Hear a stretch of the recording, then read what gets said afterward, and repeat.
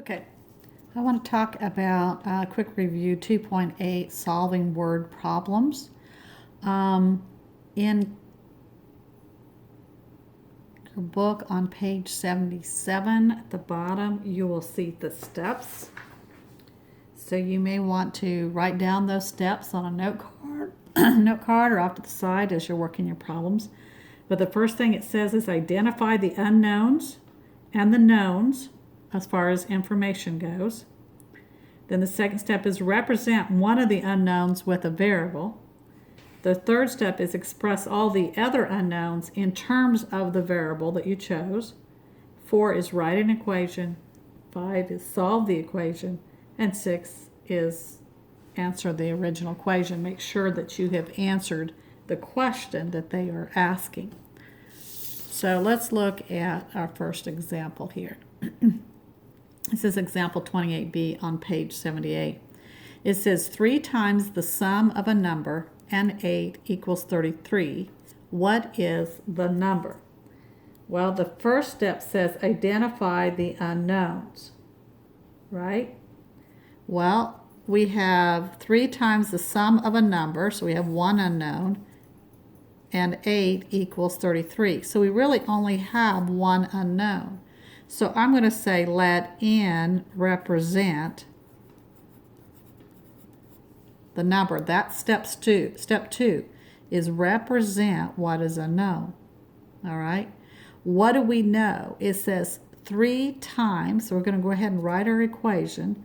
3 times the sum of, so we're taking 3 times the sum. When it says sum, you're going to assume it's a quantity. You're going to have parentheses. So 3 times the sum of what? A number and 8 equals 33. Now this one reads pretty straightforward. So 3 times the sum of a number and 8 equals 33. And then the question says, what is the number? So it's wanting you to solve for n. So we're going to solve for n, but first of all, we're going to distribute this 3 out, or we could distribute the 3 out, right? Or since this is being multiplied by everything here, I can go ahead and just divide everything by 3, because this becomes 1, and 1 times anything is anything, right?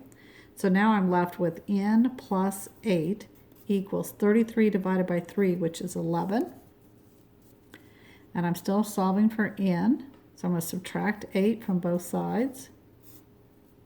This gives me 3. This gives me 0. N plus 0 is n. So my answer is n plus n equals 3. So I've solved the equation. Then you're going to go back and say, okay, answer the original equation. So you're going to say, it says, what is the number? So you'd say n, or the number is 3. I've answered the question. I've gone through all those steps in identifying. Now this one's straightforward, so I want to try one that's not quite as straightforward. Let's try example 2.8c on page 79. It says one number is 40% less than another number. Okay, now look at this. I have one number and I have another number. I have 2 unknown numbers, okay? And their differences is 120. What are the 2 numbers? So I've got 2 numbers. All right, so that's my unknown. So what I want to do is I want to represent one of those numbers, identify one of those unknown numbers. So I'm going to say let x, right, represent the larger of the 2 numbers. Well, let x represent the larger of the 2 numbers. And so then it says and then it says a number is 40% less than another number. Well, think about that. 40% less of another number. So that's another unknown, right? the 40% less than another number. You could write that out. I'm going to represent that. That would be, if that number is 100%, and it's saying it's 40% less than the other number, right? Which in this case is x. If I take 100% minus 40%, I'm going to get 60%, right, of that number. I'm going to drop my percent. When you're dealing with percent, you're going to drop the percent and move your decimal to the left 2 places. So 0.6x, this represents the smaller number. That's the smaller number. The larger number is x. The smaller number is 60% of x. And then we go up here. It has another, says their differences is 120. Differences means the answer to a subtraction problem. This is the answer to a subtraction problem. So usually when you're subtracting, you're going to take the large number, which we decided was x, right? And we're going to subtract the smaller number, which we said was 0.60x. And it says that difference is 120. So I have my equation. I've written it. I'm ready to solve for the unknown x. All right.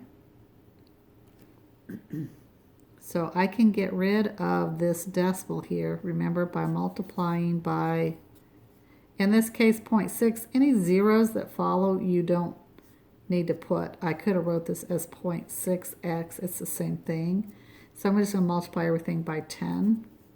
So 10 times x is 10x. 10 times 0.6 now makes that 6x, because remember, you move your decimal over 1. And then 10 times 120 is now 1,200. I've gotten rid of my decimals. 10x minus 6x is 4x. I'm still solving for x. I'm going to divide both sides by 4. X equals 300. Now remember, what did x represent? X was the large number, right? So this was the large number. This is the large one, okay? Well, it asks, go back and ask, what are the two numbers? If the question says, what is the large number, then you're done, because you have the large number. But the story problem says, what are the two numbers? So you have to go back and make sure you answer the question. Okay, so remember, we said this was the smaller number. So I'm going to plug in, I'm going to take this smaller number and put 0.6 or 60x, however you want to write it, right? I'm going to substitute in, because I already determined that x was 300. So now I'm going to put 0.60 times 300. I'm going to go ahead and work that out. When I work that out, I end up getting 180. So this is the small number, right? So when I'm done with my question, it says, what are the two numbers? The two numbers are 300 and 180. Now you can always do a check step to make sure that you have gotten the correct answer. Okay?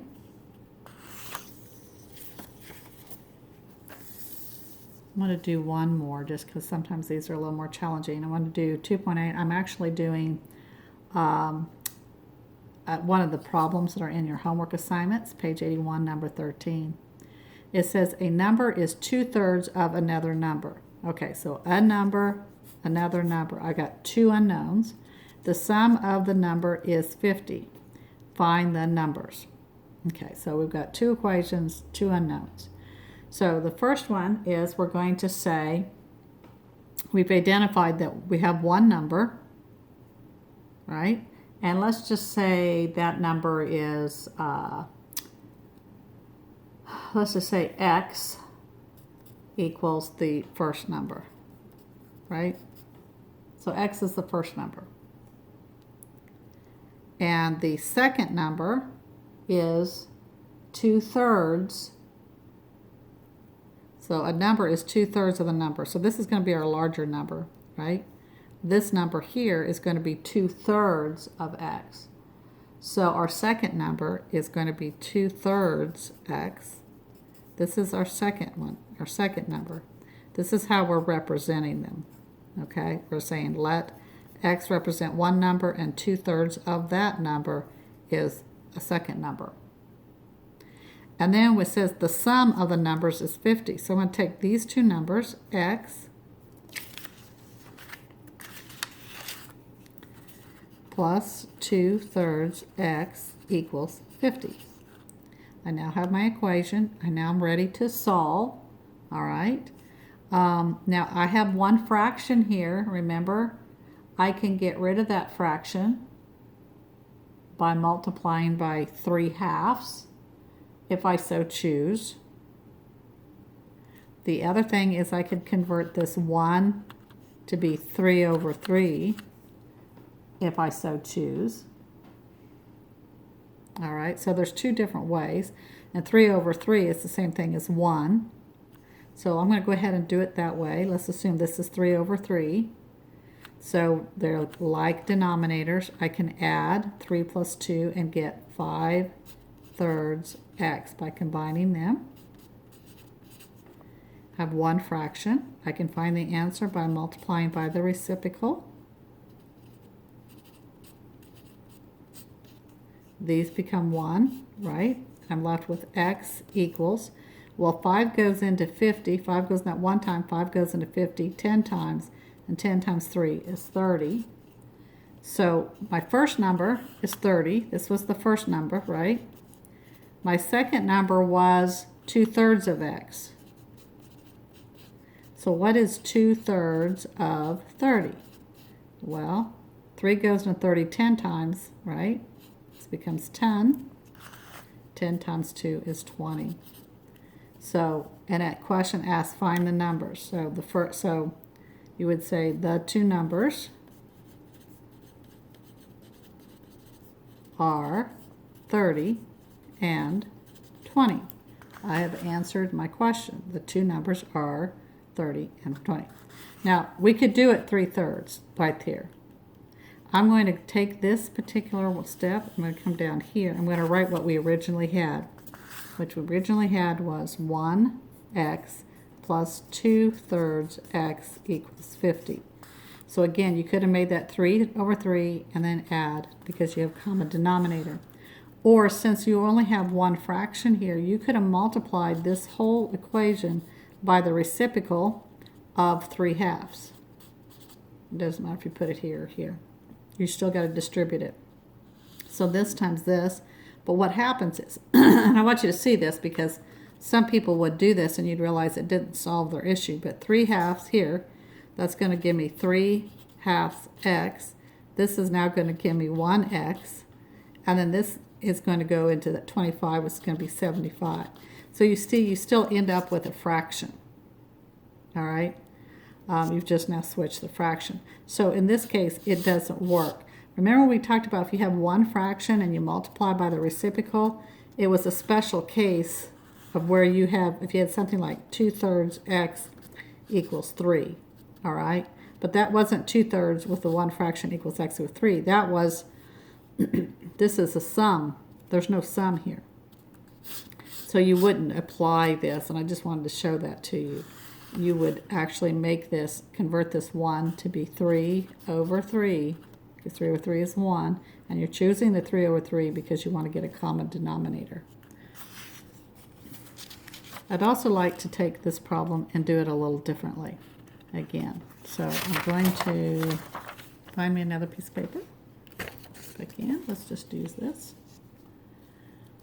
And I hope this doesn't confuse you, because your directions is telling you to represent one number and then represent any other unknowns using the same variable.